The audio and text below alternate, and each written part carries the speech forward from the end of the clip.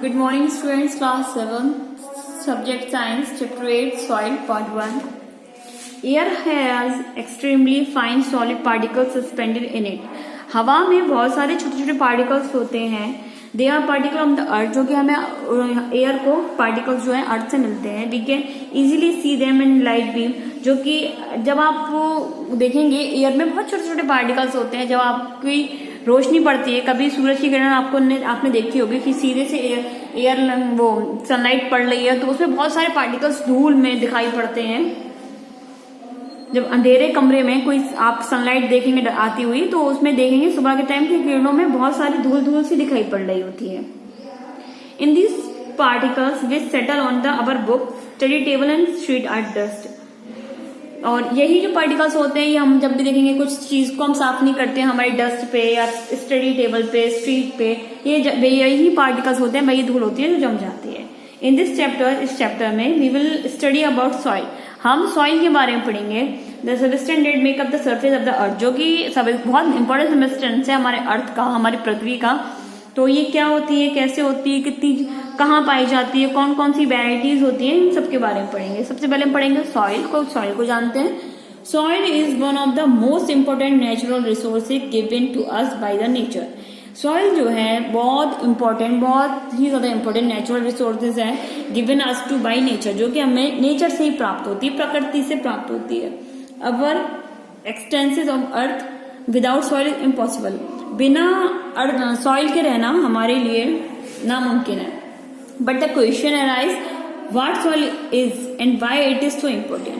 पर क्वेश्चन ये है कि व्हाट अराइज, ये कैसे उगती है, व्हाट सॉइल इज, और सॉइल होती क्या है, मिट्टी क्या होती है, and why it is so important, और ये हमारे लिए क्यों इतनी इम्पोर्टेंट है, क्यों जरूरी है हमारे लिए.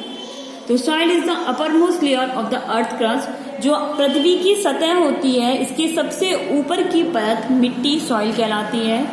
And it is usually compose of thin layer of a mineral particles. और इसमें उसकी जो ऊपर की परत होती है इसमें मिनरल्स के पार्टिकल्स पाए जाते हैं. And a layer of dead and decade plant, और जो ऊपर की परत में डेड जो प्लांट्स होते हैं, मृत्यु वाले जो प्लांट खत्म हो जाते हैं वो, एंड डिकेड प्लांट एनिमल्स सब पाए जाते हैं. Are called humus. इन सब चीजों को जो उसमें पाए जाते हैं इसको ह्यूमस कहते हैं. ड्यूरिंग रेन, बारिश के समय, water enter the cracks and the cavity of the rock. बारिश समय वाटर एंटर, पानी पहुंच जाता है, जो क्रैक्स होते हैं, जो दरारें पड़ जाती हैं कैविटी चट्टानों के बीच में, उसमें. During water when the temperature fall, और जब और विंटर के टाइम जब टेम्परेचर फॉल हो जाता है, water freezer into the ice expand, तो जो पानी जो उसके अंदर चला जाता है वो जम जाता है जब मौसम ठंडा हो जाता है. This expansion alert and outward force and rock break into a smaller pieces. इससे जब बर्फ अंदर जम जाती है और उसमें फोर्स पड़ता है तो पत्थर टूट जाता है छोटे छोटे टुकड़ों में. These smaller particles further break down from soil, और ऐसे यही पत्थर जो है टूट टूट के मिट्टी में कन्वर्ट हो जाते हैं, मिट्टी बन जाते हैं.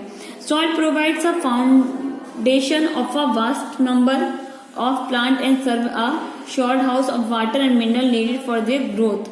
Soil also provides shelter to many animals. Soil जो है काफी जानवरों का घर भी बनती है, काफी जानवरों को रहने की जगह देती है. To many animal they live on it. काफी छोटे छोटे कीड़े मकोड़े होते हैं इसके अंदर, रहते भी हैं. Without soil they would be no grass. बिना मिट्टी के घास भी नहीं उग सकती. नो क्रॉप्स, कोई उपज भी नहीं हो सकती, खेती बाड़ी नहीं हो सकती. No trees and no food for us for other growth. और ना ही सॉइल के बिना कोई भोजन उग सकता है, ना ही कोई और अदर कोई भी फसल हो सकती है.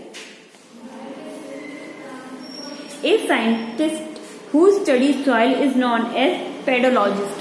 जो भी साइंटिस्ट स्टडी करते हैं, पढ़ते हैं सॉइल के बारे में, सॉइल की जो स्टडी होती है उसको पेडोलॉजिस्ट बोलते हैं.